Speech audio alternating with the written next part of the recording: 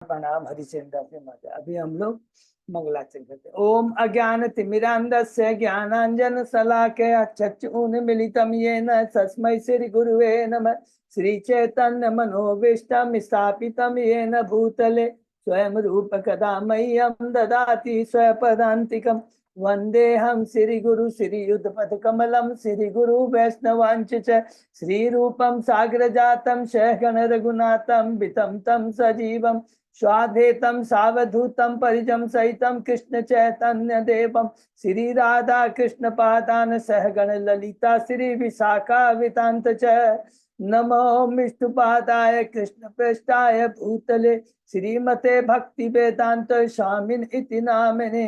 नमस्ते सारस्वती देवे गौरवाणी प्रचारिणे निर्विशेषा शून्यवादी पाश्चात देश तारिणे।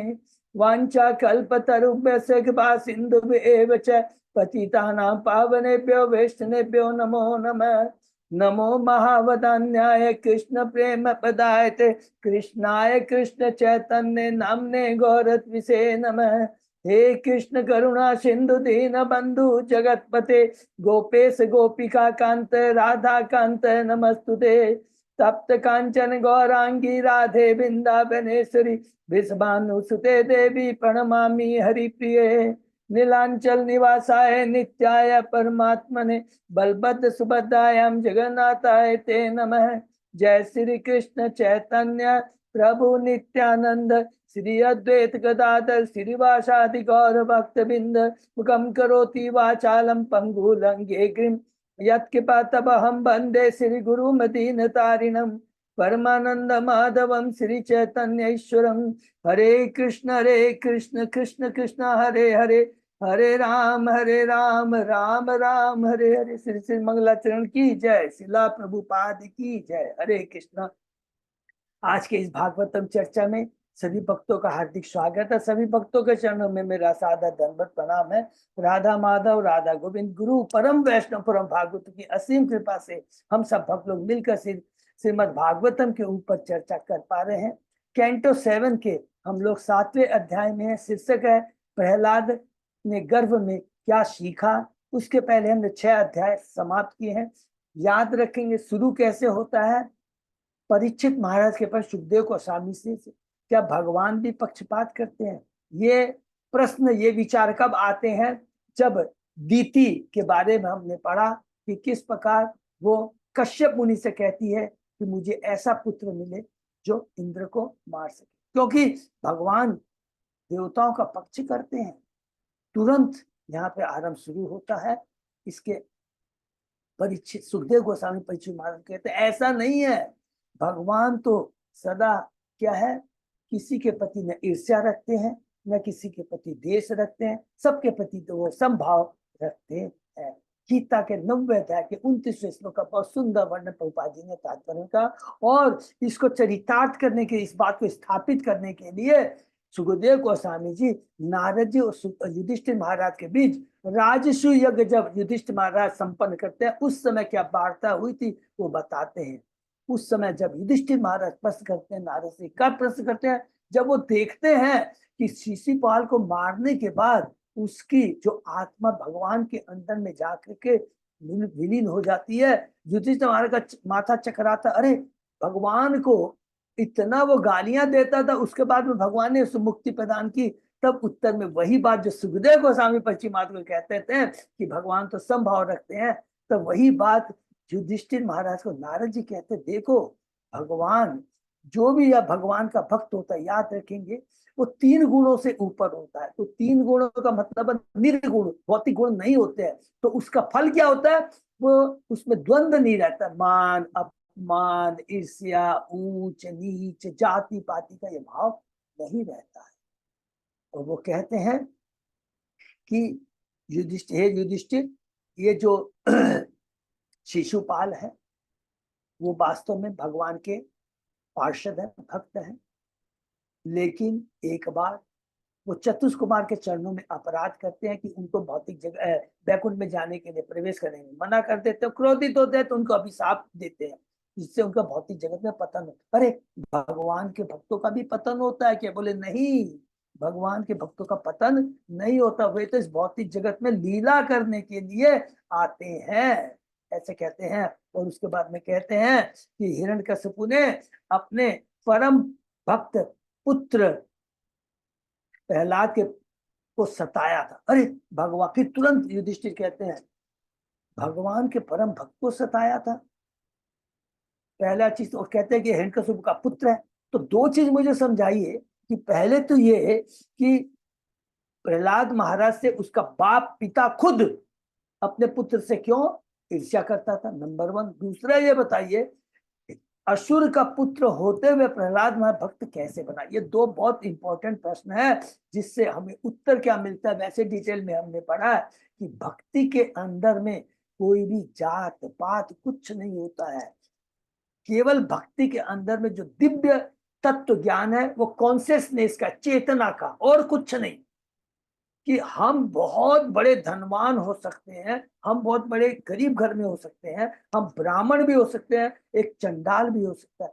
ब्राह्मण हो सकता है भगवान का भक्त वैष्णव न हो, लेकिन चंडाल भक्त हो सकता है। तो चेतना कैसी है, चेतना कृष्णमय है कि नहीं, वो स्थापित करता है कि वास्तव में तुम भक्त हो या नहीं। तो इसके उत्तर में दूसरे अध्याय में जब ये प्रश्न करते हैं युधिष्ठिर महाराज, द्वितीय अध्याय में हम लोग प्रवेश करते हैं, असुरराज हिरण्यकशिपु के बारे में बताना शुरू करते हैं। नारद जी युधिष्ठिर महाराज को कि ये कहते हैं कि हिरण्यकशिपु का जो छोटा भाई था हिरण्याक्ष, उसको बड़ा भगवान ने उसका उद्धार किया था, कभी नहीं बोलेंगे मारा था, उसका उद्धार किया था, उसको मारा था।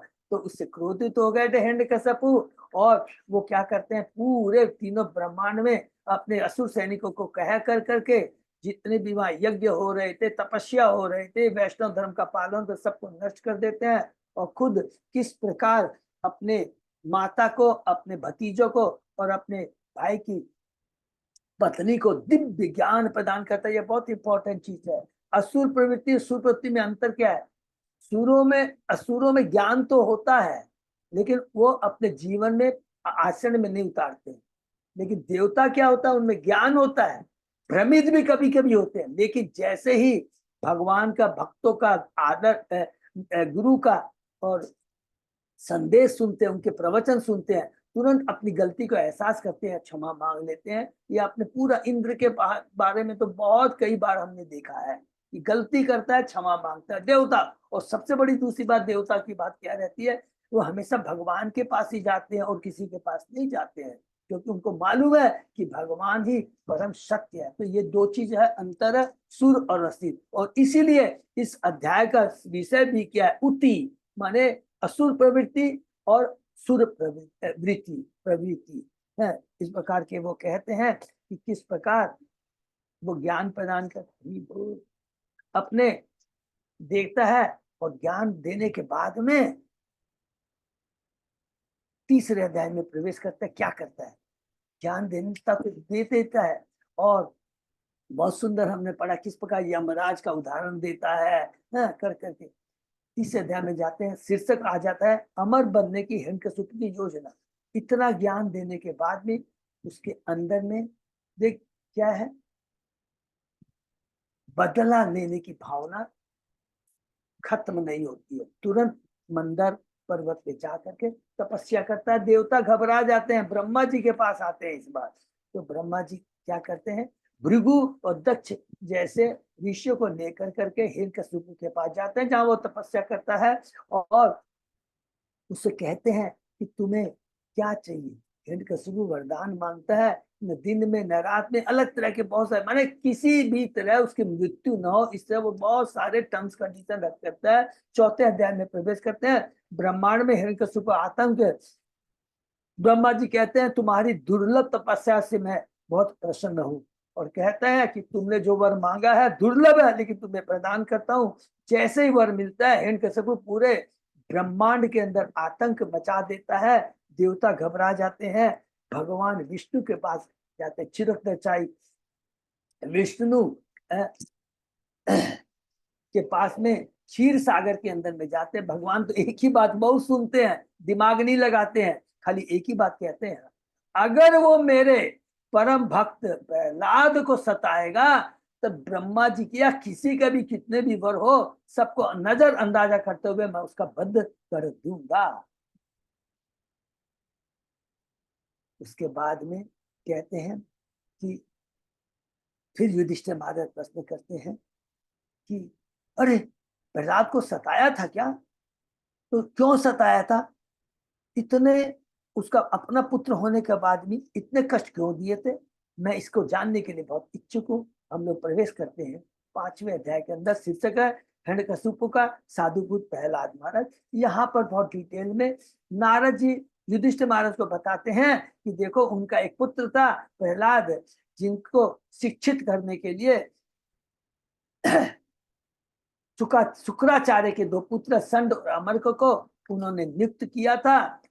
लेकिन और बीच बीच में, पूरा डिटेल में नहीं, बीच बीच में 2 बार हिरण्यकशिपु अपने प्रहलाद पुत्र को बुलाता है और कहता है कि तुमने अपने शिक्षकों से क्या सीखा? और वो एक ही बात कहता है कि एकमात्र भगवान विष्णु आराध्य देव है, उन्हीं की ही भक्ति करनी चाहिए, उन्हीं के शरण में जाना चाहिए। और नवदा विद्धि के बारे में डिटेल में बताता है।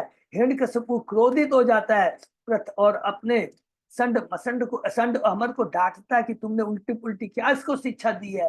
वो नाराज हो जाते हैं, हमने ऐसे शिक्षा नहीं दी है। और क्या जवाब देता, बहुत ध्यान है, यह भक्ति उसके अंदर स्वतः ही जागृत हुई है। हरि हो, तो हमने कुछ नहीं सिखाया। ये बहुत इंपॉर्टेंट बात है। स्वयं संड और अमर्क कहते हैं, भले अज्ञानता में कहे लेकिन तत्व की बात कहते हैं, स्वतः ही ये भक्ति जागृत हुई है। क्यों जागृत हुई है सबको मालूम है, क्योंकि उसको नारद जैसे परम वैष्णव परम भागवत का संग प्राप्त हुआ था।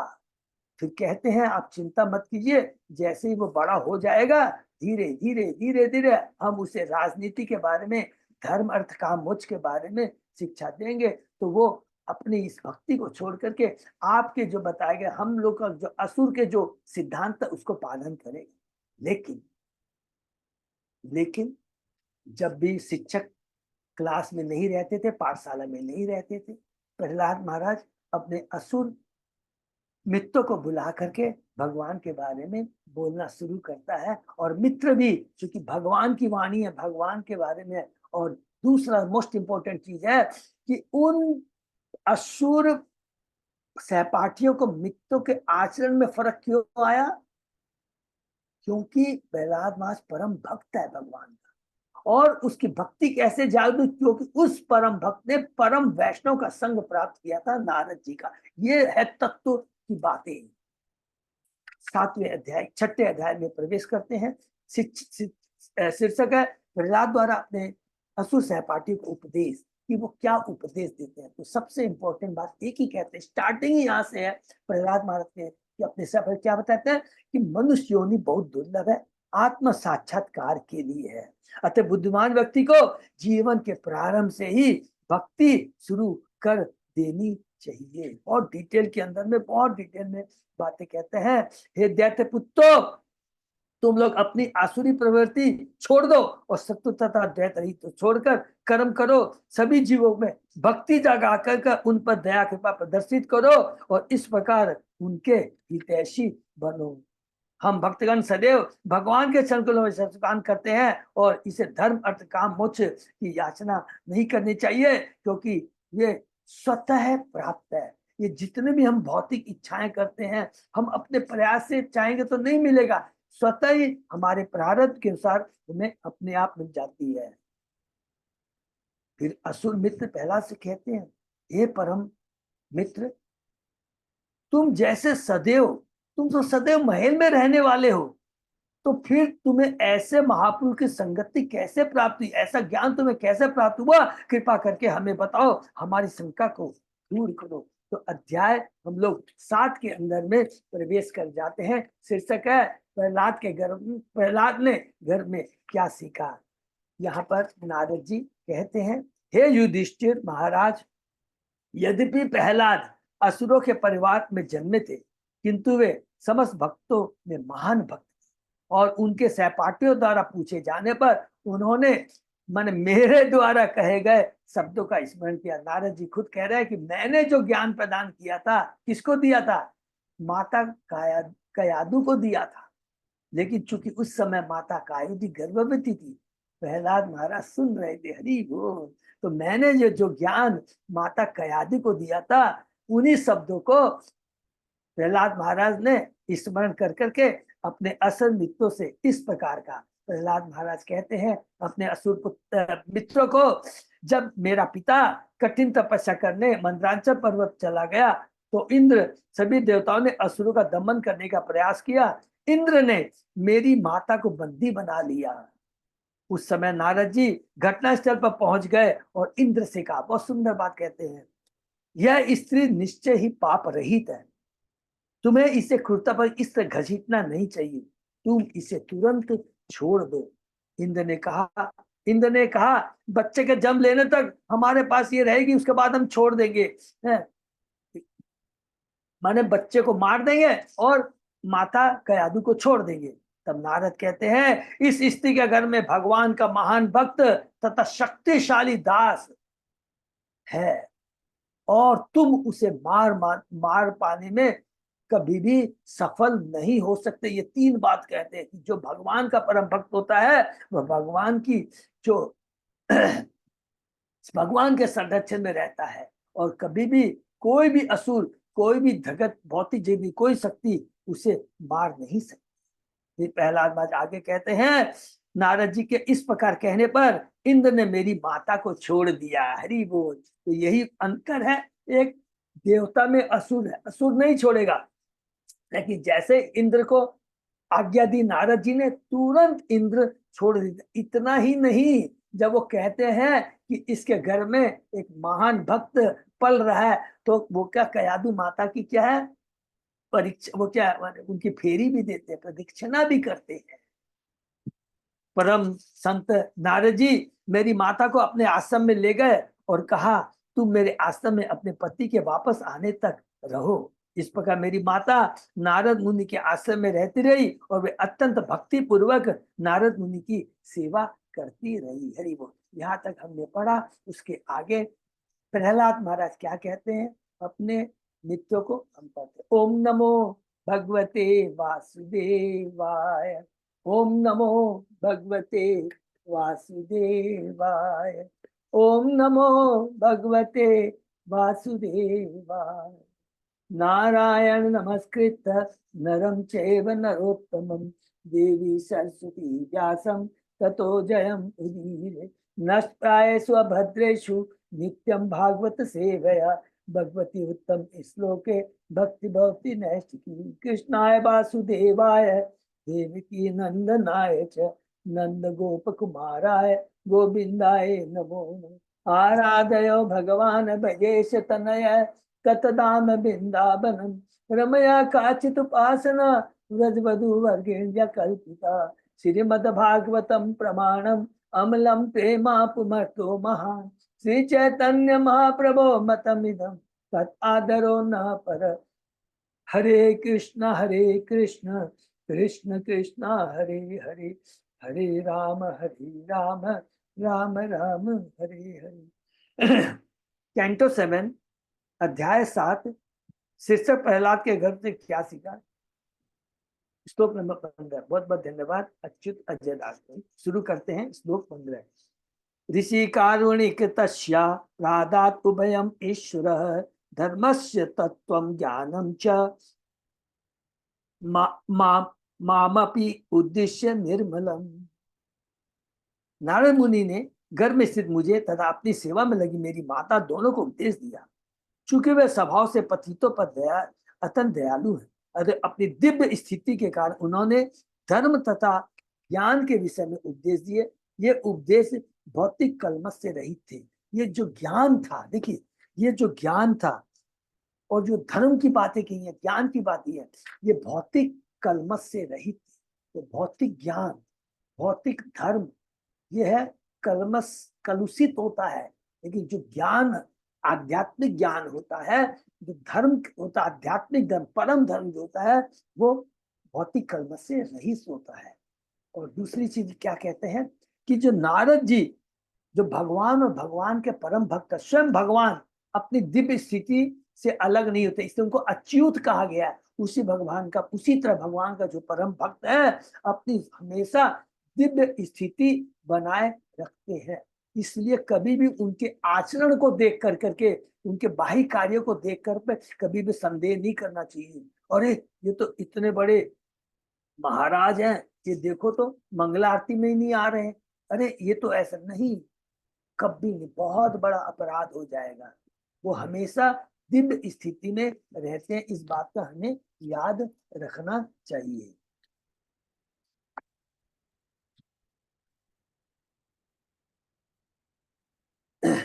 यहाँ पर कहा गया है धर्मस्य तत्वम ज्ञानम च निर्मलम। निर्मलम सब निष्कलंक धर्म का सूचक है, या यो कहें कि भागवत धर्म का सूचक है। हरि बोल। यहाँ पर धर्म का मतलब है भागवत धर्म। और भागवत धर्म किसको कहते हैं? सबको याद है ना, नोट करेंगे। जो धर्म अर्थ काम मोक्ष से ऊपर है, पंचम पुरुषार्थ वो भागवत धर्म है। वो भागवत धर्म जो हमें भगवान से जोड़ता है, भगवान के बारे में बताता है, भगवान से जोड़ने की विधि के बारे में बताता है। सामान्यतः कर्मकांड कलमशग्रस्त धर्म के अंग होते हैं जिनसे लोग अपनी संपत्ति तथा स्मृति बढ़ाकर लाभ उठाते हैं। लेकिन कलमशहीन शुद्ध धर्म में ईश्वर के साथ अपने संबंध को समझना एवं तत्व कर्म करना निहित रहते हैं, जिससे जीवन का सर्वोच्च मंतव्य तथा भगवत धाम की वापसी दोनों पूर्ण होते हैं। प्रहलाद महाराज ने उपदेश दिया कि जीवन के प्रारंभ से मनुष्य को भागवत धर्म के स्तर तक ऊपर उठना चाहिए। कौमार आचरित प्राज्ञो धर्मान भागवतान ही। भगवान स्वयं भी शुद्ध कलमश रहित धर्म की बात करते हैं जब ये भगवत गीता में कहते हैं सर्व धर्मान परित्यज्य मामेकम शरणम। सारे धर्मों का परित्याग करके मेरी शरण में आओ। मनुष्य को ईश्वर के साथ अपने संबंध को समझना चाहिए, तब उसी के साथ कर्म करना चाहिए। यही भागवत धर्म है। भागवत धर्म का अर्थ है भगवत भक्ति योग। बहुत ही इंपॉर्टेंट प्रभुपाद जी का तात्पर्य है। वास्तविक धर्म की परिभाषा क्या है? वो धर्म अर्थ का, क्योंकि धर्म अर्थ काम हो जब ठीक है, वेदों के अनुसार ये लिखा गया कि करना चाहिए, लेकिन ये परम उद्देश्य नहीं है। वेदों का परम उद्देश्य तो ये है कि ठीक है, तुम लोग अपने प्रेस्क्राइब ड्यूटी को करते हुए धीरे धीरे धीरे धीरे जो चेतना है वो भौतिक चीजों के प्रति धीरे धीरे धीरे धीरे हट करके कृष्ण के प्रति, और वो कब आएगी? स्वतः ही, जब हमारा अटैचमेंट धीरे धीरे भौतिक चीज के प्रति कम होता चला जाएगा तो स्वतः हम भगवान की तरफ, भक्ति की तरफ मुड़ जाएंगे। और यही भागवत धर्म है, यही भक्ति योग कहलाता है। वासुदेव भगवती भक्ति योग प्रयोजित जन्यति आशु वैराग्यम ज्ञानम च यत अहेतुकम। भगवान से किसकी भक्ति करके मनुष्य तुरंत ही अहेतु की ज्ञान तथा संसार से विरक्ति प्राप्त कर लेता है। शुद्ध धर्म के पद पर स्थित होने के लिए मनुष्य को वासुकी से संबंधित भक्ति करनी चाहिए। शुद्ध धर्म के पद पर स्थित होने के लिए हरि बोल। तत्तु कालस्य दीर्घत्वात् स्थित्वात् मातु निरोधते ऋषिणा अनुगृहीतम माम नाधुना अपि अजहात स्मृति। अधिक काल बीत जाने तथा स्त्री होने से अल्पज्ञ होने के कारण मेरी माता उन सारे उपदेशों को भूल गई, किंतु ऋषि नारद ने मुझे आशीर्वाद दिया था अतः मैं नहीं भूल पाया। हरि बोल। मेरे गुरु का आशीर्वाद था और इसलिए मैं भूल नहीं पाया। भगवद गीता में भगवान कहते हैं मामी पार्थ व्यापार ये अपनी शिव पापियों ने स्त्री और वैश्य तथा शुद्ध ते अपनी यान्ति परांगति। हे पितापुत्र, जो मेरी शरण में आ जाते हैं वे भले निम्न कुल में उत्पन्न स्त्री वैश्य शूद्र चंडाल कुछ भी ना हो, परम गति को प्राप्त होते हैं। पाप योनि सब उन लोगों के लिए आए जो शुद्धों से भी निम्न है, किंतु भले ही स्त्री पाप योनि न हो, लेकिन अल्पज्ञ होने के कारण वह कभी कभी भक्ति के उपदेशों को भूल जाती है। परंतु जो पर्याप्त बलियान है उनके भूलने का प्रश्न नहीं उठता। सामान्यतः स्त्रियां भौतिक भोग के प्रति आसक्त होती है, जिसके कारण कभी कभी भक्ति के उपदेश भूल जाती है। किंतु चाहे वह स्त्री ही क्यों न हो, यदि विधिवत भक्ति का अभ्यास करती है तो भगवान के ही कथन अनुसार वह भगवत धाम वापस जा सकती है। स्वयं भगवान ने इस श्लोक 90 दाग में 32 श्लोक में कहा है कि कोई भी हो, रियली यदि भक्ति में हम सीरियस हैं तो चाहे स्त्री हो कोई भी हो, चाहे वो ब्राह्मण शूद्र वैश्य शूद्र स्त्री ब्रह्मचर्य संन्यास में हो गृहस्थ में कोई भी हो, वो भक्ति कर सकता है, कोई भी रेस्ट्रिक्शन नहीं है। तो इसमें कोई आश्चर्य की बात नहीं। मनुष्य को भगवान की संग ज्ञान करके विधि विधानों का कड़ाई से पालन करना चाहिए, तब बिना भेदभाव के वह भगवत धाम वापस जा सके। प्रहलाद महाराज की माता गर्भस्थ शिशु की रक्षा के प्रति अधिक चिंतित थी और अपने पति को वापस आते देखने के लिए उत्सुक थी। अतः वे नारद मुनि के भव्य उपदेशों पर गंभीरता से विचार नहीं कर सके, क्योंकि उस समय उसको चिंता क्या थी? चिंता केवल अपने पति के बारे में थी कि कितना जल्दी वो आएगा, अपने बच्चे के बारे में था। इसलिए वो क्या है, नारद जी उपदेशों को वो सीरियसली नहीं सुन सकी। भवतान अपि भूयात में यजि सद्यते वच वे शारदी धी सद्धात स्त्री बालानाम च मे यथा। प्रहलाद महाराज ने कहा, हे मित्रों, यदि तुम मेरी बातों पर श्रद्धा करो तो तुम भी उसी श्रद्धा से मेरे ही समान दिव्य ज्ञान को समझ सकते हो, भले ही तुम सभी छोटे छोटे बालक क्यों न। इसी प्रकार एक स्त्री भी दिव्य ज्ञान को समझ सकती है और ये जान सकती है कि आत्मा क्या है तथा भौतिक पदार्थ क्या है। प्रहलाद महाराज के ये शब्द परंपरा से चले आने वाले ज्ञान के प्रसंग में अत्यंत महत्वपूर्ण है। प्रहलाद महाराज अपनी माता के घर में शिशु रूप में रहते हुए भी नारद के शक्तिशाली उपदेश को सुनकर परम शक्ति के अस्तित्व के विषय में पूर्णतः आश्वस्त है और समझ गए कि किस प्रकार भक्ति योग द्वारा जीवन सिद्धि प्राप्त की जा सकती है। आध्यात्मिक ज्ञान के विषय में ये अत्यंत महत्वपूर्ण ज्ञातव्य है। हरि बोल। यस्य देवा परा भक्ति यथा देवे तथा गुरु तस्येते कथिता ही अर्था प्रकाशन्ते महात्मन। जो महान पुरुष भगवान नंबर 1 तथा गुरु दोनों पर निश्चित श्रद्धा रखते हैं, उन्हें वैदिक ज्ञान का सारा आशय स्वतः प्रकट होता है। स्वतः प्रकट होता है। केवल दरकार क्या? श्रद्धा, पूर्ण श्रद्धा, पूर्ण विश्वास गुरु के ऊपर होना चाहिए। कौन सा गुरु? प्रामाणिक गुरु। तो स्वतः ही वो ज्ञान इसमें निहित हो जाता है, कोई अपनी बुद्धि प्रयास करने की आवश्यकता नहीं रहती है। अतः कृष्ण नामादि न भवेत ग्राह्य इंद्रिय सेवन मुको ही जीवादो स्वयं स्फुरति।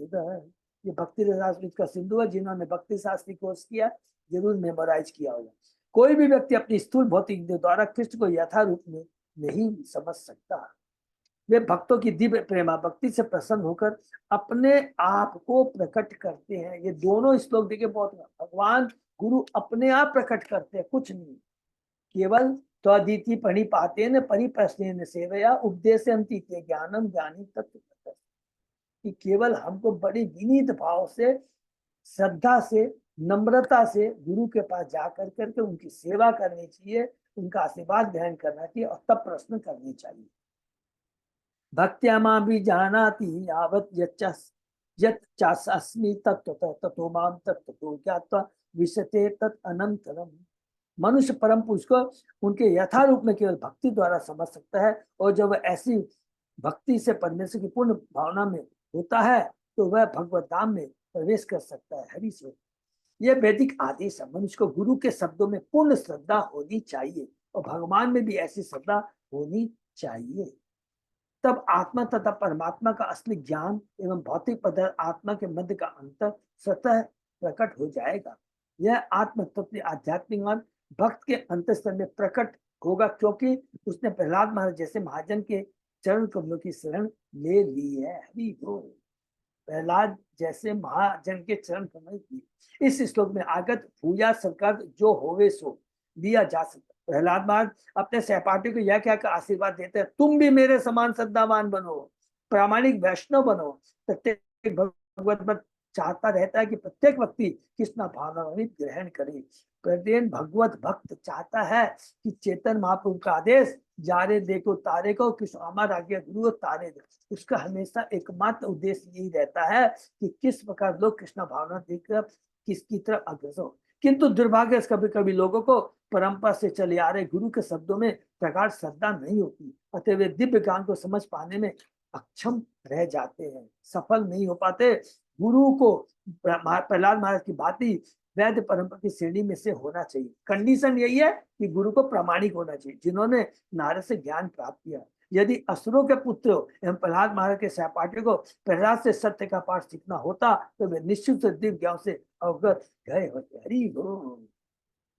वैशारदी थी शब्द भगवान विशक बुद्धि को सूचित करने वाले, क्योंकि भगवान अत्यधिक दक्ष है। वैशादी थी माने जो दक्ष है, तो परम दक्ष कौन है? भगवान है। उन्होंने अपनी दक्षता से अलौकिक ब्रह्मांडों की सृष्टि की। पहली बात, अत्यंत दक्ष हुए बिना कोई भी परम दक्ष की दक्ष अवस्था को नहीं है। तो हमको दक्ष बनने के लिए हमको भी बुद्धिमान होना पड़ेगा।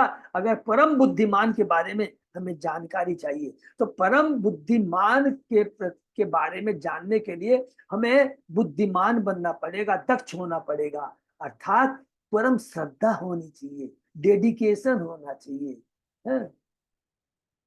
किंतु यदि कोई इतना भाग्यशाली हो कि उसे ब्रह्मा शिव माता ले या कुमारों से चली आ रही परंपरा का प्रामाणिक गुरु मिल जाए तो इसे समझ सकता है। तो ब्रह्म शिव माता लक्ष्मी या कुमारों, तो सबको समझ में आ गया। चार परंपरा के बारे में बोल रहे हैं। ब्रह्म हो गया हमारा ब्रह्म संप्रदाय, शिव हो गया रुद्र संप्रदाय, माता लक्ष्मी हो गया श्री संप्रदाय और कुमार हो गया कुमार संप्रदाय। तो ब्रह्म संप्रदाय बिना ये मनतास्ते निष्फला मता, ऐसे संप्रदाय या परंपरा से प्राप्त भगवदाम मनुष्य को प्रबुद्ध कराने वाला। यदि वह परंपरा मार्ग का अनुसरण नहीं करता तो भगवान को समझ पाना कठिन है। यदि कोई परंपरा में श्रद्धा के साथ भक्ति द्वारा परमेश्वर को समझता है और फिर आगे बढ़ता है तो वह ईश्वर के प्रति अपने प्राकृतिक प्रेम को जागृत करता है, तब जीवन में उसकी सफलता नहीं। तो प्राकृतिक प्रेम का सबको समझ में आ गया। नेचुरल आत्मा क्या है? भगवान का अंश है, वो भी सच्चिदानंद है। उसकी जो वास्तविक ओरिजिनल चेतना है वो वसुदेव चेतना है, प्योर चेतना है, प्योर कॉन्शियसनेस में। ये तो तीन गुणों के प्रभाव में आके चेतना कलुषित होती है, बट ओरिजिनली चेतना शुद्ध है। और ये शुद्ध चेतना को पुनः हम कैसे प्राप्त कर सकते हैं? प्रामाणिक गुरु के संसर्ग में आकर के।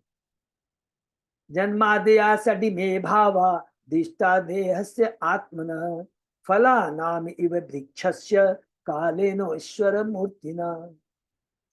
जिस प्रकार वृक्ष के फूलों में कालक्रम से 6 प्रकार के परिवर्तन, जन्म, अस्तित्व, वृद्धि, रूपांतर, क्षय तथा अंत में मृत्यु होते हैं, उसी पर विभिन्न परिस्थिति में आत्मा को जो भौतिक शरीर प्राप्त होता है उसमें भी ऐसे 6 परिवर्तन होते हैं, किंतु आत्मा में ऐसे परिवर्तन नहीं होता। शरीर में परिवर्तन तो आत्मा में ये 6 तरह के परिवर्तन, ये हम लोगों ने गीता में बहुत डिटेल में पढ़ा है। ठीक है, आत्मा तथा भौतिक से अंतर समझाने के लिए यह श्लोक अत्यंत महत्वपूर्ण है।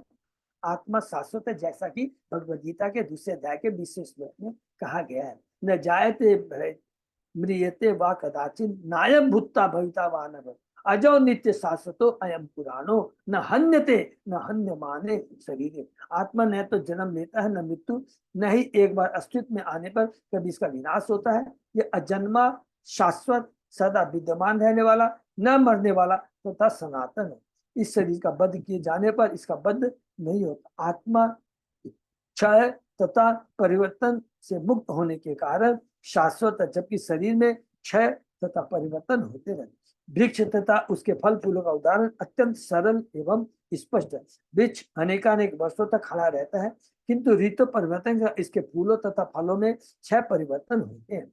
आधुनिक रसायन विदों का मूर्खतापूर्वक सिद्धांत की जीवन रासायनिक क्रियाओं से उत्पन्न किया जा सकता है सच नहीं माना जाता है। मनुष्य के भौतिक शरीर का जन्म शुक्र तथा रज के मिश्रण से होता है, किंतु जन्म का इतिहास तो यह है कि कभी कभी मैथुन के बाद रज तथा वीर के मिलने के बाद भी गर्भ धारण नहीं होता।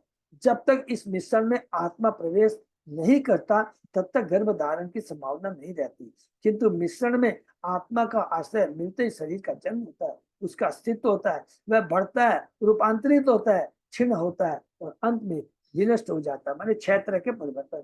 वृक्ष में फल फूल तो ऋतुओं के अनुसार लगते हैं, किंतु वृक्ष खड़ा रहता है। इसी प्रकार देहांतरशील जीव विविध शरीर स्वीकार करते हैं जिनमें 6 परिवर्तन होते हैं, किंतु आत्मा स्थायी रूप से वही रहता है।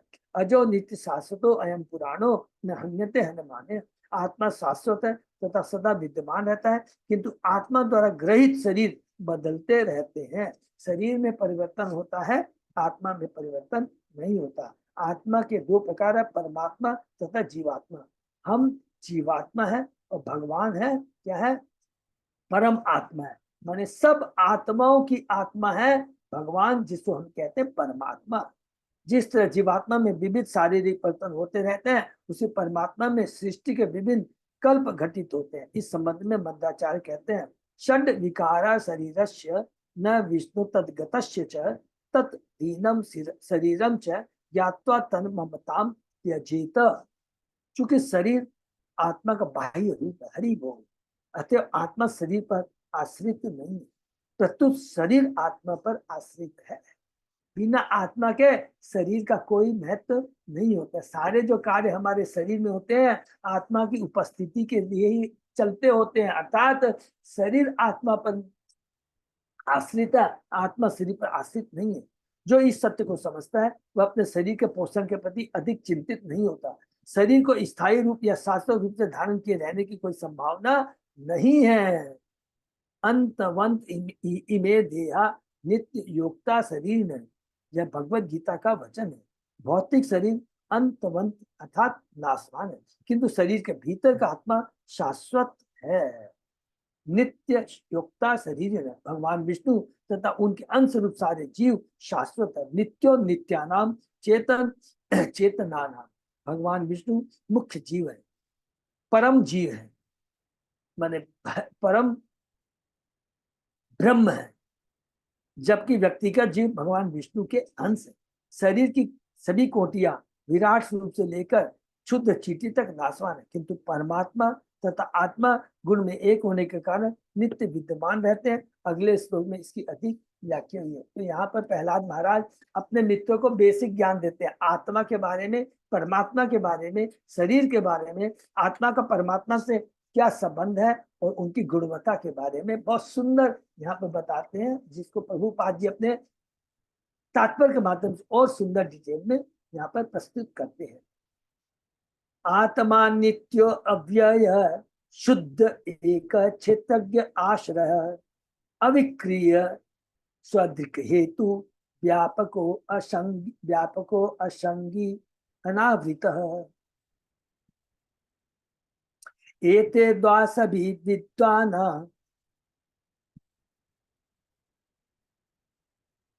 आत्मनो लक्ष्मणे परे अहम मम इति असत भावम देह आदो मोहजम त्यजेत। आत्मा परमेश्वर या जीवों का सूचक है। ये दोनों ही आध्यात्मिक है, जन्म मृत्यु से मुक्त है तथा क्षय से रहित एवं भौतिक कर्म से भी मुक्त। ये व्यष्टि है, ये बाह्य शरीर के ज्ञाता है, प्रत्येक वस्तु की आश्रय या आधार है। ये भौतिक परिवर्तन से मुक्त है, ये आत्म प्रकाशित है, ये समस्त कारणों के कारण है तथा सर्वव्यापी है, माने परमात्मा। उन्हें भौतिक शरीर से कोई सरोकार नहीं रहता, अतः ये सदैव राखी। इस दिव्य गुणों से युक्त जो कोई वास्तव में विद्वान है उसे जीवन की भ्रांत धारणा का परित्याग करना चाहिए, जिसमें वह सोचता मैं यह भौतिक शरीर हूँ और इस शरीर से संबंधित प्रत्येक वस्तु मेरी है। हरि बोल। द्वादशी विद्वाना,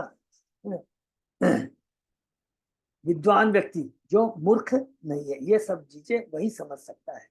भगवद गीता में भगवान स्पष्ट कहते हैं, ममे वांसे जीव लोके जीव भूत सनातन है। सारे जीव मेरे अंश है, तो सारे जीव गुणात्मक रूप से भगवान के ही समान है, जो समस्त जीवों के नायक या श्रेष्ठ है। वेदों में कहा गया नित्यो नित्यानाम चेतन चेतना सचेतना नाम, भगवान प्रधान जीव है, अधीन जीवों के नायक है। चूंकि सारे जीव ईश्वर के प्रतिरूप अंश है, अतः उनके गुण परमेश्वर के गुणों से भिन्न नहीं होते।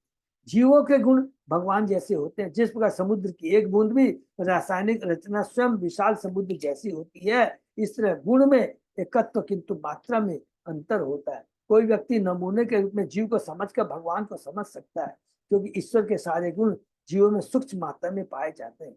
वैसे तो एकत्व होता है, किंतु ईश्वर महान है जबकि जीव अत्यंत शुद्ध है। अनोरणीयाम महतो महियाम, सारे जीव परमाणु से भी छोटे हैं, किंतु ईश्वर महानता से भी महान।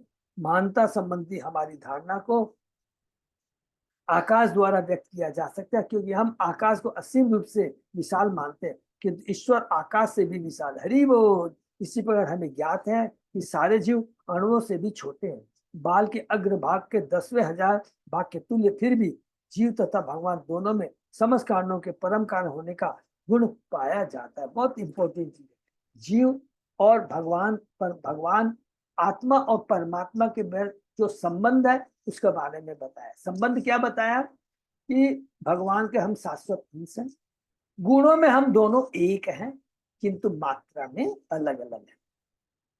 निसंदेह जीव की उपस्थिति के कारण ही शरीर का अस्तित्व है और उसमें परिवर्तन होते रहते। इसी प्रकार इस ब्रह्मांड के भीतर परमेश्वर के होने से ही भौतिक नियमों द्वारा नियंत्रित परिवर्तित घटित होते रहते हैं।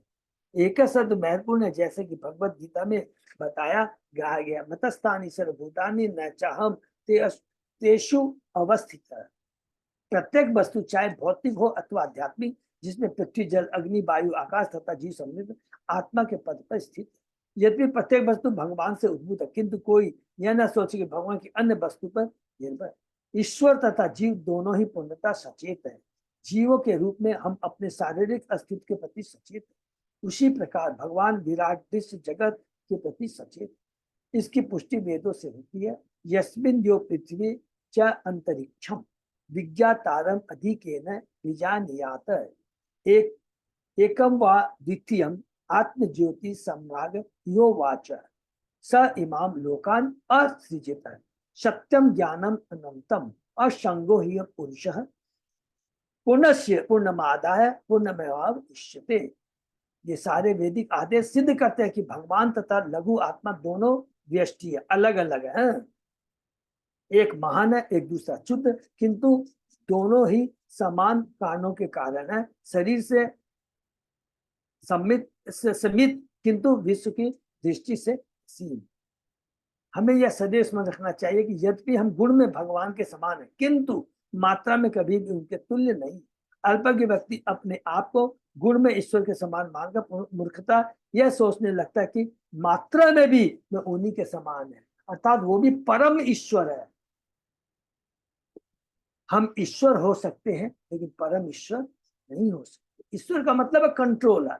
आप कोई छोटी चीज को कंट्रोल कर सकते हैं, देवताओं को अलग अलग डिपार्टमेंट अलग चीज को कंट्रोल करते हैं। हम अपने घर को कंट्रोल, मतलब कुछ भी हो सकता है, कंपनी को कंट्रोल करते हैं, लेकिन परम ईश्वर तो केवल एक है, वो है कृष्ण। उनकी बुद्धि अविशुद्ध बुद्धि अर्थात असंस्कृत या कलमशग्रस्त बुद्धि कहती है किसकी, जो कहता है कि मैं परम ईश्वर हूँ। जब ऐसे लोग अनेक जन्मों तक परम कारण को समझने का प्रयास करने के बाद वासुदेव कृष्ण का वास्तविक ज्ञान प्राप्त कर पाते हैं तो वे उनकी शरण में जाते हैं। वासुदेव स्वरूमिति स महात्मा शुद्ध दुर्लभ है। इस प्रकार वे महात्मा बन जाते हैं। यदि कोई इतना भाग्यशाली होता है कि वह ईश्वर के साथ अपने संबंध को समझ लेता है, यह जान लेता है कि ईश्वर महान है, विभु और आत्मा लघु अणु है, तो पूर्ण ज्ञान को प्राप्त माना जाता है। यही परम ज्ञान है, यही दिव्य ज्ञान है, यही वास्तविक ज्ञान है। जब मनुष्य यह सोचता है कि वह भौतिक शरीर है और सिर्फ प्रत्येक वस्तु उसकी है, तो वह अंधकार में रहता है। उस समय वह अज्ञानता में रहता है, अंधकार में रहता है। जब वह यह सोचता है कि मैं परम ईश्वर हूँ, मैं कुछ भी कर सकता हूँ, I am the proprietor enjoy control, तो हमें समझना चाहिए वह अज्ञानता में है, अंधकार में है। यह अहम मम जनस्य मोह अयम महम ममेति, यह मोह है। उसे अपने भ्रांत धारणा त्याग कर हर एक वस्तु में पूर्णतः अवगत हो जाना चाहिए। भगवान के बारे में, अपने बारे में, आत्मा के बारे में, भगवान से उसका क्या संबंध है, इस सब चीज से उसे अवगत हो जाना चाहिए। वही वास्तविक ज्ञान है। स्वर्णम यथाग्राव सुहेमकार क्षेत्रेषु योगेत तत् अभिप्नुयात क्षेत्रेषु देहेषु तथा आत्मयोगे अध्यात्मवित् ब्रह्म गतिम लभेत। एक दक्ष भूविज्ञानी समझ सकता है कि सोना कहाँ पर है और वह उसे स्वर्ण खनिज में से विविध विधियों द्वारा निकाल सकता है। उसी प्रकार आध्यात्मिक रूप से अग्रसर व्यक्ति यह समझ सकता है कि शरीर के भीतर किस आध्यात्मिक कण विद्यमान रहते हैं। आध्यात्मिक कण में आत्मा विद्यमान रहते हैं और इस प्रकार आध्यात्मिक ज्ञान के अवसर द्वारा वह सिद्धि प्राप्त कर सकता है। फिर भी जिस प्रकार एक अनाड़ी यह नहीं समझ पाता कि सोना कहाँ पर है, उसी प्रकार जिस मूर्ख व्यक्ति ने आध्यात्मिक ज्ञान अनुसरण नहीं किया वह यह नहीं समझ पाता कि शरीर के भीतर आत्मा किस तरह विद्यमान रह सकता है।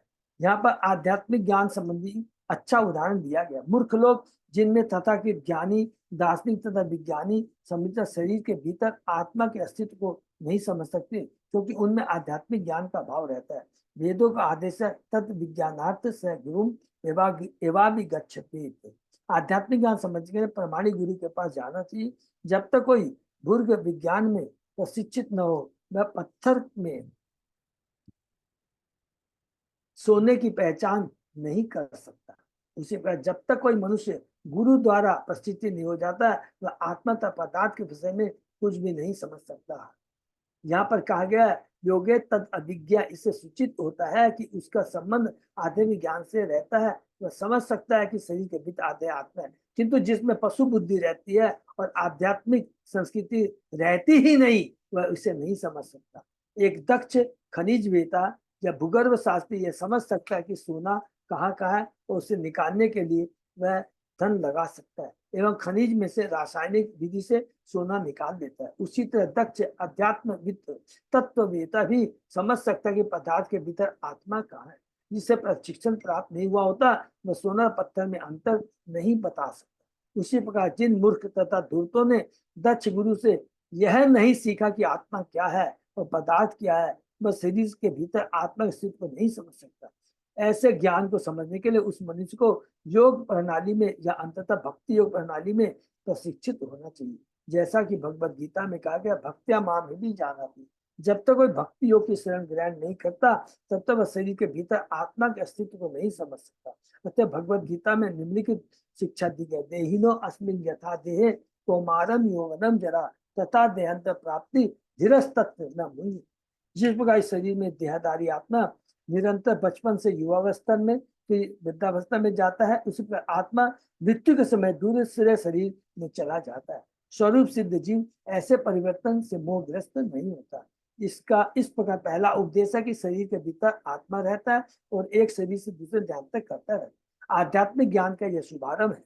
जो व्यक्ति इस ज्ञान को समझने में दक्ष नहीं होता अथवा उसे समझने की परवाह नहीं करता, वह देहात्म में पार्श्विक जीवन की विचारधारा में रह आता है, जिसकी पुष्टि भगवद गीता में है। यस्यास्य बुद्धि को पूर्णपे धातु के सएव गोचर है। मानव समाज के प्रत्येक व्यक्ति को भगवद गीता के उपदेशों को समझना चाहिए, क्योंकि यदि यदि क्योंकि यही एक साधन है जिससे कोई आध्यात्मिक उन्नति कर सकता है और स्वतः इस मिथ्या भ्रामक ज्ञान को त्याग देता है, जिसके कारण वह सोचता है मैं यह शरीर हूँ और इस शरीर में संबंधित सारी वस्तु मेरी है। अहम ममेति कुकरों की इस धारणा को अविलंब त्यागना होगा। मनुष्य को आत्मा तथा परमात्मा या ईश्वर को समझने के लिए तैयार रहना चाहिए, क्योंकि यह परंपरा संबंधित है। इस प्रकार जीवन की समस्याएं छोड़ करके मनुष्य भगवदान वापस जा सकता है। यहाँ पर प्रहलाद महाराज पहले अपने शिष्य मित्रों को, असुर मित्रों को बेसिक ज्ञान देते हैं, शरीर और आत्मा का अक्सर बताते हैं। शरीर नश्वर है, आत्मा शाश्वत है, पहला तो ये। दूसरा ज्ञान है आत्मा भगवान का अंश है और वो भगवान परमात्मा है जिनके हम सब अंश है।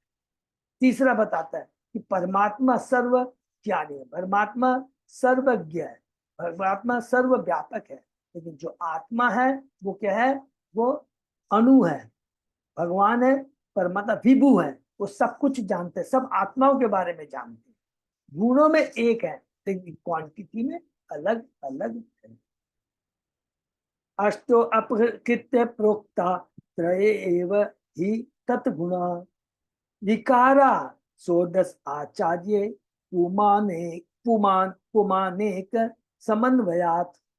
भगवान की 8 विभिन्न भौतिक शक्तियों, प्रकृति के 3 गुणों तथा 16 विकारों, 11 इंद्रियों तथा 5 स्थूल तत्व तथा पृथ्वी तथा जल के अंतर्गत एक ही आत्मा साक्षी के रूप विद्यमान है। तो सारे महान आचार्यों ने यह निष्कर्ष निकाले कि आत्मा इन्हीं भौतिक तत्वों द्वारा बद्ध है। तो आत्मा जो बद्ध जाती है इन्हीं भौतिक तत्वों के द्वारा बद्ध जाती है। जैसा कि पिछले श्लोक में बताया गया है, क्षेत्रेषु देहेषु तथात्म योगे अध्यात्म वित्त ब्रह्म गतिम लभे। आध्यात्मिक रूप से अग्रसर व्यक्ति यह समझ सकता है कि शरीर के भीतर किस आध्यात्मिक कण विद्यमान रहते हैं और इस पर आध्यात्मिक ज्ञान के अनुसरण द्वारा वह सिद्धि प्राप्त कर सकता है। सिद्धि प्राप्त कर सकता है मैंने वो आत्मा के कल्याण के बारे में कार्य करना शुरू करता है, न कि शरीर के प्रति। जो बुद्धिमान मनुष्य शरीर के भीतर आत्मा का अनुसंधान करने में पटु है, उसे उन 8 बहिरंग शक्तियों को समझना चाहिए जो भगवत गीता में सूचीबद्ध है। हरि बोल। भूमि आपो अन्न वायु खम मनोबुद्धि एवं अहंकार इत्यमे भिन्ना प्रकृति अष्टधा। भूमि जल अग्नि वायु आकाश मन बुद्धि अहंकार, 5 स्थूल और 3 सूक्ष्म, 8। यह 8 मेरी भिन्न शक्तियां। भूमि में सारे इंद्रिय बोध के विषय सम्मिलित है, रूप रस गंध सब तथा स्पर्श। गुलाब की सुगंध, मीठे फल का स्वाद तथा अन्य जो कुछ हम चाहते हैं वह सब भूमि के ही अंतर्गत आता है। जैसा कि श्रीमद् भागवत में कहा गया, सर्व काम विदामयी पृथ्वीमयी में हमारी सारी अवस्थाएं बसती। इस प्रकार भूमि या पृथ्वी में सारे इंद्रिय बोध के विषय हैं। स्थूल भौतिक तत्व तथा सूक्ष्म तत्व मन बुद्धि अहंकार मिलकर संपूर्ण भौतिक शक्ति बनाते हैं। ये बहुत सिंपल है, सबको मालूम होगा ना।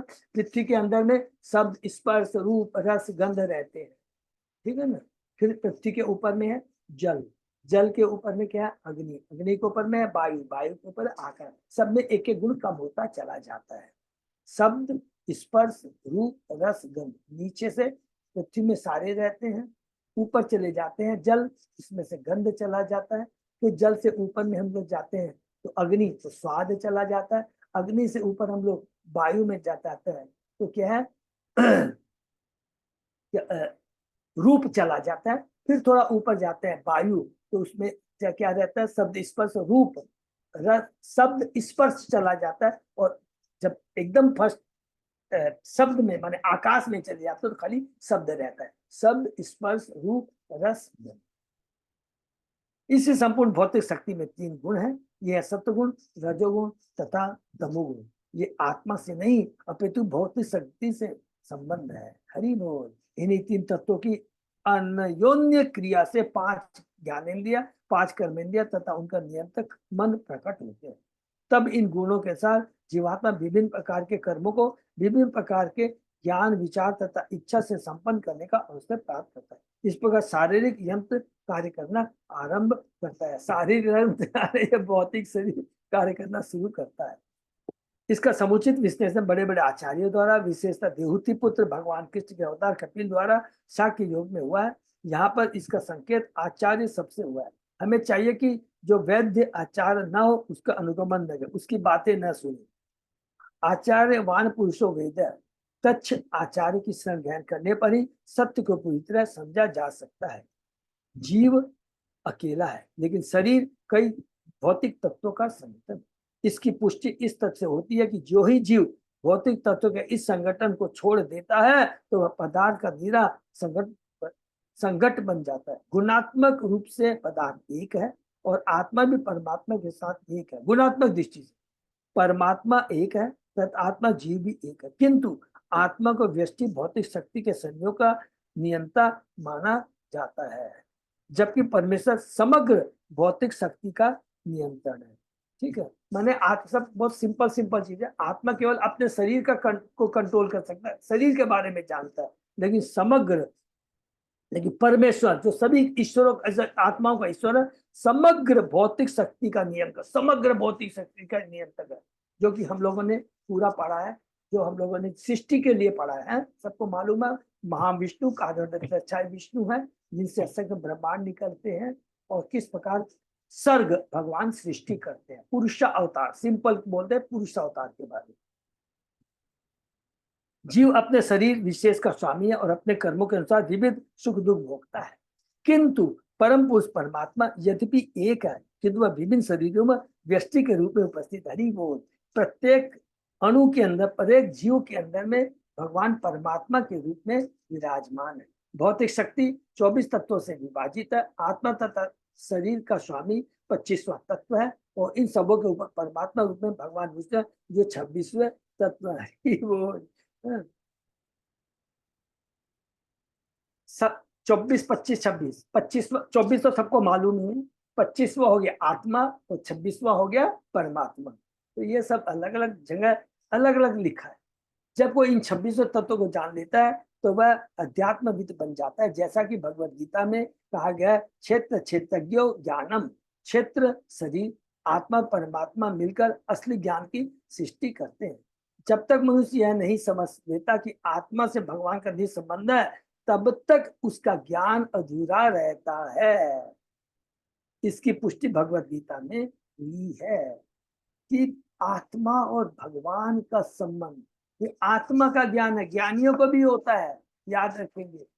भौतिक जगत दुखालय उनको भी होता है, लेकिन भगवान से संबंध, और किस प्रकार भगवान से अपने संबंध खोए से उनको मिलाना, इसलिए उसको जोड़ना, उनकी भक्ति करना, ये बहुत दुर्लभ है। ये एकमात्र प्रामाणिक गुरु ही बता सकता है, और तभी हमारा ज्ञान पूरा होता है। केवल आत्मा का ज्ञान से ज्ञान पूर्ण नहीं होता है, परमात्मा का ज्ञान, भगवान से हमारा संबंध, इस संबंध को पुनः कैसे स्थापित कर सकते हैं, इस विधि को जानने से ही हमारा ज्ञान पूर्ण होता है। इसकी पुष्टि भगवत गीता में हुई है। बहुनानाम जन्मनानंते ज्ञानवान मां प्रपद्यते वासुदेव सर्वमिति स महात्मा सुदुर्लभ। अनेक जन्मों तक मृत्यु के बाद जो वास्तव में ज्ञानी है, वह मुझे समझ कारणों का कारण जानते हुए मेरी शरण में आता है, ऐसा महात्मा अत्यंत दुर्लभ होता है। प्रत्येक वस्तु चाहे भौतिक हो या आध्यात्मिक, उन वासुदेव की विभिन्न शक्तियों से युक्त है, जिनके अधीन आत्मा है, जो परमेश्वर का ही अंश है। इन पूर्ण ज्ञान को समझ लेने पर मनुष्य भगवान की शरण कहकर वासुदेव सर्वमिति से महात्मा सुदुर्लभ। हरि बोल। तो यही पर हम लोग विराम देते हैं। यहाँ पर पूरा भगवत गीता का आज प्रहलाद महाराज की कृपा से, जो कि अपने असुर मित्रों को दे रहे हैं। कई बार हम लोग बोल सकते हैं, प्रभु ये भगवत गीता में कितनी बार तो हम लोग पढ़ लिए हैं, बहुत अच्छी बात है, लेकिन ईमानदारी से बोलेंगे हम अपने जीवन में उतारते कितने हैं? अगर हम उतारते तो हम आत्मा के लिए कार्य करते, परमात्मा के लिए कार्य करते, शरीर के लिए कार्य नहीं करते इतना। और आज हमारे सारे कार्य केवल शरीर के लिए होते हैं, केवल शरीर के लिए होते हैं। इसीलिए बार बार प्रभुपाद जी तात्पर्य के माध्यम से हमें बताता है। देखिए, कर्म योग, कर्म योग, हम कर्म करते हैं, योग माने भगवान से जोड़ने के लिए। लेकिन जैसे जैसे ज्ञान में बढ़ते जाएंगे तो डिटैचमेंट होता जाएगा, तो वो ही कर्म योग एक्चुअली भक्ति योग में परिणत हो जाएगा। तो कर्म का स्टेज होता है स्टार्टिंग में, और जब पूर्ण भक्ति में पूर्ण डिटैचमेंट आ जाता है, पूर्ण नॉलेज आ जाता है, तो उसी कर्म योग को हम लोग भक्ति योग कह देते हैं। ठीक है ना, ये सब बहुत इंपॉर्टेंट है, क्योंकि यहाँ पर प्रहलाद महाराज अपने असुर मित्रों को बताया। हरे कृष्णा। यहीं पर विराम देते हैं। तो आज तो मेरे ख्याल से कोई प्रश्न का उतना ज्यादा नहीं होगा, क्योंकि केवल जो हमने ज्ञान जो भगवान ने गीता में दिया है, दूसरे अध्याय में विशेष करके पूरा डिटेल में वर्णन का है। श्लोक नंबर 11 से लेकर 30 नंबर श्लोक भगवत गीता का दूसरे अध्याय का है। उसके बाद में साक्ष्य योग के बाद में बताया, फिर ज्ञान योग के बाद में फिर भक्ति योग बताया। इसीलिए दूसरे अध्याय को गीता का सार कहा जाता है। ठीक है, सेम चीज यहाँ पर प्रहलाद महाराज बता रहे। हरे कृष्ण। किसी का अगर कोई प्रश्न हो तो भी। अच्छा प्रभु जी, एक क्वेश्चन था। हाँ माता जी। प्रभु जी, ये जैसे अभी बात हो रही थी ना कि जैसे हमारा बोलते हैं कि हमारा जो शरीर है, जो शेप है, उसी हिसाब से हम कपड़े पहनते हैं। तो बोलते हैं कि वैसे ही आत्मा का एक शेप हो, उसी हिसाब से हमारा शरीर बना है। तो मेरे को यही दिमाग में आ रहा था कि जो आत्मा जैसे जो जानवर के शरीर में है, तो क्या वो उनका शेप जानवर का है, तो जानवर का शरीर को धारण किए, कैसे होता है माता ये? जी, नहीं माता जी, ये बहुत बेसिक चीज है, थोड़ा सा आपको कंफ्यूजन है। पहले तो मोटे अक्षर में नोट कीजिए, आत्मा का साइज एक ही है। आत्मा से की जो जीव की खाली चेतना में अलग अलग होता है, चेतना के अनुसार स्वभाव के अनुसार शरीर बनता है, न कि आत्मा के अनुसार। तो बोलते हैं आत्मा ना प्रभु जी कि हम अपने शरीर में जिस हिसाब का शरीर होता है, उसी हिसाब से कपड़े हम वो बनवाते हैं, उसी तरह से आत्मा का एक शेप होता है, किसने उसी बोला, हिसाब से किसने बॉडी बोला? भी। पहली चीज मैं आपसे जानना चाहता हूँ, इसलिए कृपा करके उस तरह के मूर्खों से आप बिल्कुल बात मत कीजिएगा प्लीज। ऐसे लिखेंगे, आत्मा शाश्वत तो है। कपड़े का जो उदाहरण देते हैं प्रभु जी, वो क्यों देते हैं फिर? कपड़ा का उदाहरण मैं तो बताता हूँ। कपड़े से पहली चीज, पहला चीज तो मेरा ये आपसे प्रार्थना, आपने जिससे ये सुना है उसको उसको दिमाग मत लगाइए। अब क्या तत्व है, क्या शास्त्र कहते हैं, गुरु आचार्य, उसको सुनिए। आत्मा शाश्वत है, अपरिवर्तनशील है, उसमें कोई परिवर्तन नहीं होता। चेतना आत्मा का लक्षण है। याद सुनिए ध्यान से, जैसे जैसी हमारी चेतना होती है वैसे वैसे हमारे कर्म और स्वभाव होते हैं, और उस कर्म स्वभाव के अनुसार वैसा वैसा शरीर मिलता है। वो शरीर चींटी जैसा भी हो सकता है, ब्रह्मा जैसा भी हो सकता है, इसका आत्मा से कोई लेना देना नहीं। ठीक है ना? अब जैसा सोचेंगे देखिएगा, आपका चेहरा भी कई बार आप बोलते हैं ना कि बॉडी लैंग्वेज से, चेहरे से देख समझ में आ जाता है कि इसकी चेतना कैसी है, इसका स्वभाव कैसा है। बड़े लोग तुरंत समझ जाते हैं। तो वह चेतना से संबंधित होता है, आत्मा से कोई, आत्मा तो सबकी एक ही है, सबका समान है। ठीक है ना? प्रभु जी और वही मेरे को कंफ्यूजन है कि वो जो कपड़े का हम लोग उदाहरण देते हैं। नहीं नहीं नहीं नहीं, कपड़े का जो उदाहरण दिया है ना वो अच्छा उदाहरण है कि जैसे हम कपड़े की जैसा साइज हो वैसे पहचानते हैं, लेकिन इसका आत्मा से संबंध नहीं है कुछ बात। ये मेरा बोलने का मतलब। कपड़े का एग्जाम्पल तो अपने शरीर के साथ है। शरीर के साथ, और शरीर कैसे बनता है? हमारे कर्म स्वभाव के अनुसार। कर्म हाँ। स्वभाव के अनुसार से क्या, कर्म और स्वभाव किसके में? हमारी चेतना के ऊपर देगा। आप हरे आत्मा को कृष्ण, छोड़ी, हरे चेतना कृष्ण से। प्रभु जी, हरे कृष्णा माता जी। हरे कृष्ण प्रभु जी। कृष्ण ये प्रभु बुक जी। कृष्ण सेवक में पेज नंबर आपका 21 में लिखा हुआ था कि आत्म स्फुलिंग का भी आकार होना चाहिए, अन्यथा भौतिक शरीर उसे धारण करने योग्य कैसे होता। हाँ, ये एग्जाम्पल माता जी ने मेरे ख्याल से यहीं से लिया है। वो तो दूसरी चीज आत्म है माता जी। स्फुलिंग का हाँ, भी आकार होना चाहिए। क्या चीज? जब हम वस्त्र खरीदते हैं, यहाँ पे लिखा है कि जब हम कोई वस्त्र खरीदते हैं तो उसको शरीर के अनुरूप बनाया जाता है। हाँ ठीक तो है, वो तो आत्म एकदम clear। स्फुलिंग का भी आकार होना चाहिए, अन्यथा भौतिक शरीर उसे धारण करने योग्य कैसे होता। तो आत्म स्फुलिंग का आकार होना चाहिए।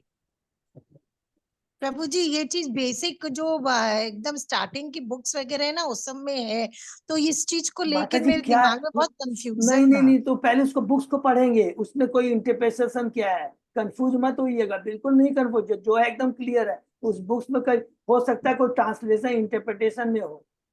आत्मा एक ही है, शाश्वत है, उसके आकार में बोलना कोई चाह रहा है अंतर। कि आत्मा का रियल में आकार होता है, जहाँ लोग लोग बोलते हैं कि आत्मा है ही नहीं, आत्मा का आकार ही नहीं होता। हाँ, उसको अर्थ का आप दूसरा अर्थ है, बिल्कुल है। आत्मा शाश्वत है, उसका एक ही आकार होता है। बाल के अग्रभाग का 10,000 हिस्सा बार बार सब जगह लिखा हुआ है। ऐसे नहीं मन कोई बुद्धि आत्मा। अहंकार से बनता है ना उसका हाँ, सूक्ष्म ठीक है ना शरीर माता के जी? अंदर आत्मा और रहती जो है, मन बुद्धि अर्चना अहंकार माता जी ने कहा, तो हम लोग उसको पढ़ेंगे, और, लेकिन चीज और, को। हाँ, और प्रभु जी यहाँ पर एक बार क्लियर कर दिया है कि ईश्वर एक पुरुष विशेष है और उसका अंश होने के कारण आत्मा का भी अपना स्वरूप है। मतलब कि हम लोग भी भगवान की तरह ही आत्मा का स्वरूप है। वो भी आपका दिव्य ये लोक में, मतलब भगवान के लोक में हम लोग वैसे रहेंगे। वो और ठीक है, यहाँ पे शरीर वो अलग। हाँ, वो अलग हम लोग पढ़ेंगे। हाँ, आत्मा का स्वरूप हाँ, है, आत्मा निराकार नहीं है, भगवान निराकार नहीं है।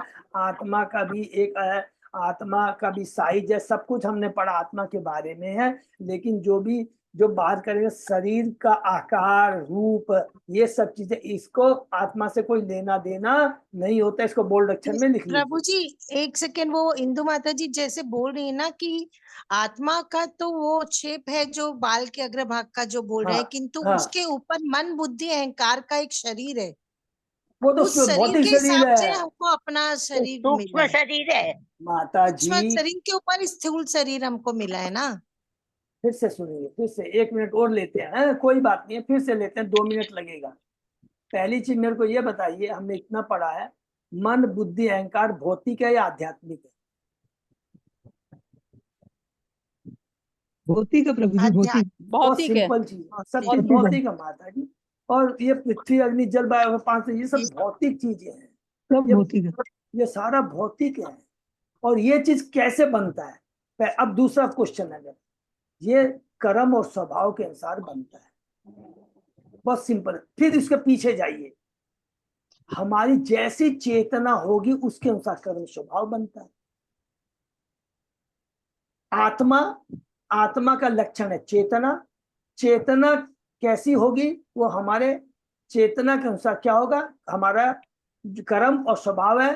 ठीक है, कलुषित चेतना होगी वैसे हमारा स्वभाव होगा, वैसे हमारे कर्म होंगे। कलुषित चेतना तो हम चोर चमारी करेंगे, गुंडागर्दी करेंगे, वैसे हम।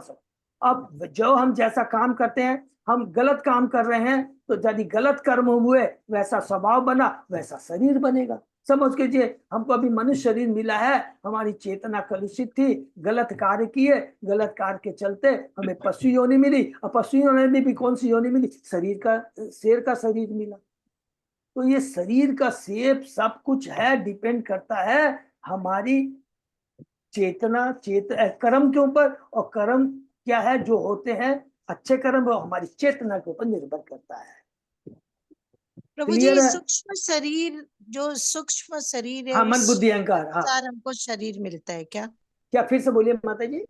जो सूक्ष्म शरीर है, मन हाँ बुद्धि अहंकार का, हाँ, उसके अनुसार हमको वो वैसा उस शेप का शरीर मिलता है क्या? ये ऐसा? वो उसको भी एक्सप्लेन करता हूँ।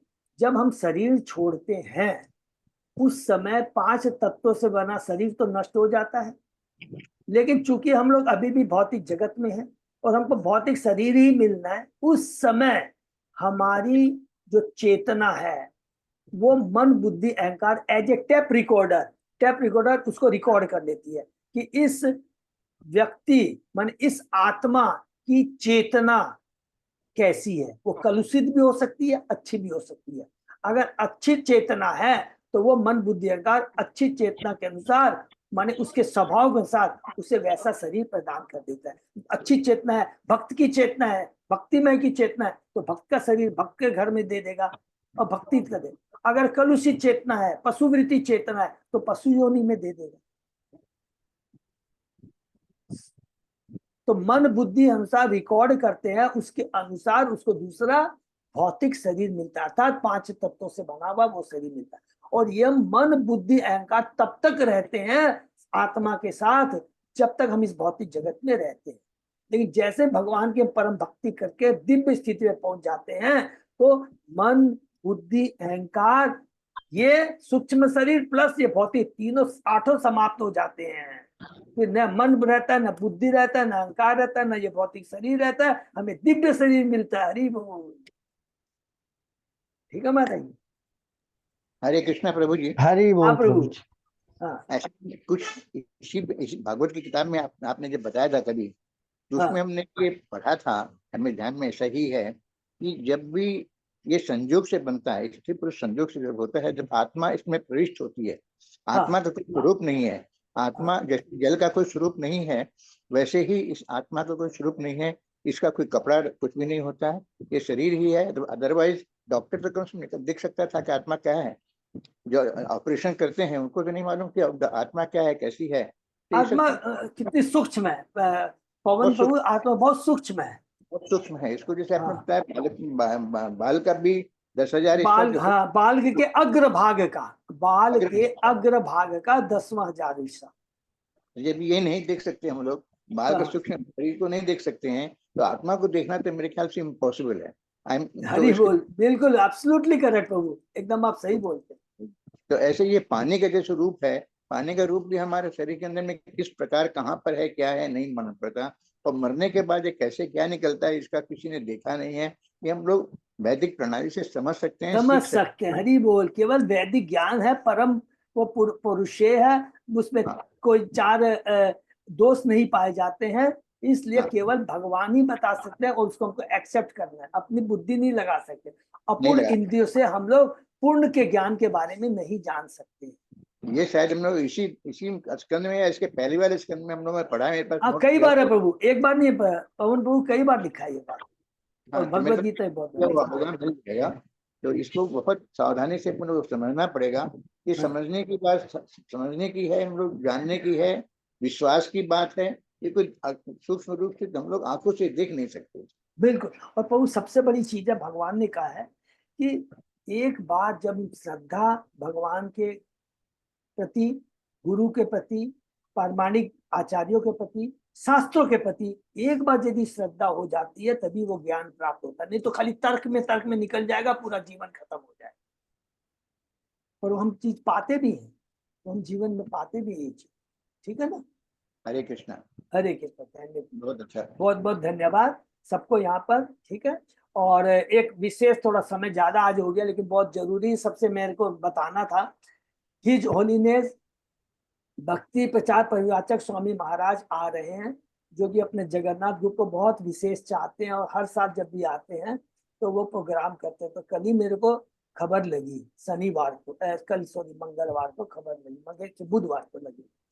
तो हम, मेरी रिक्वेस्ट है, स्पेशल प्रार्थना है, 15 तारीख को मैं चेष्टा करूंगा, 15 तारीख रविवार को उनका प्रोग्राम रखने का चेष्टा कर रहा हूँ। कंडीशन यह है कि उनका टाइम मिल जाए, क्योंकि हमको हमारा थोड़ा गलती हुआ है, थोड़ा सीडीसी में लेट मेरे को खबर मिली या मैंने पढ़ा नहीं।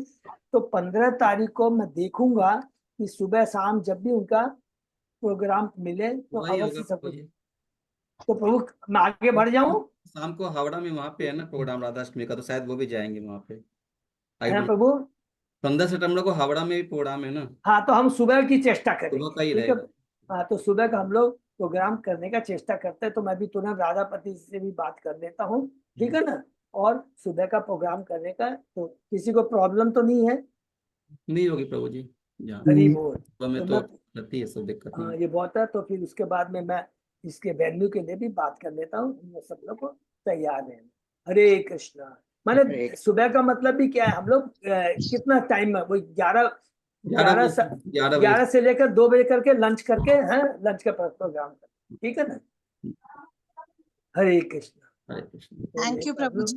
हरे थैंक यू प्रभु। हरे कृष्ण। कृष्णा। ये पर विराम दीजिए। सही भक्तों का और बहुत। हरे कृष्णा, तुम्हारो थोड़ा सा मंदिर में क्लास है तो कल प्रोग्राम नहीं कर पाएंगे, हैं प्लीज, फिर मंडे को अपने मिले। हरे कृष्ण। हरे कृष्णा प्रभु जी, दोनों प्रणाम। धन्यवाद। सभी भक्तों का बहुत बहुत धन्यवाद। आकर शनि विराम देते हैं, फिर सोमवार सुबह 7 बजे। हरे कृष्णा प्रभु जी, कुछ पूछना था प्रभु जी। हाँ प्रभु जी। प्रभु जी बोले थे ये 24 तत्व गीता का अध्याय 2 में है क्या? हाँ 2 में भी है, फिर मैं आपको फोन करके बताता हूँ। फिर अभी यहाँ पे विराम दे देते हैं। जी जी जी प्रभु जी, जी कर लीजिए मेरे को। हरे कृष्णा प्रभु जी, दोनों प्रणाम।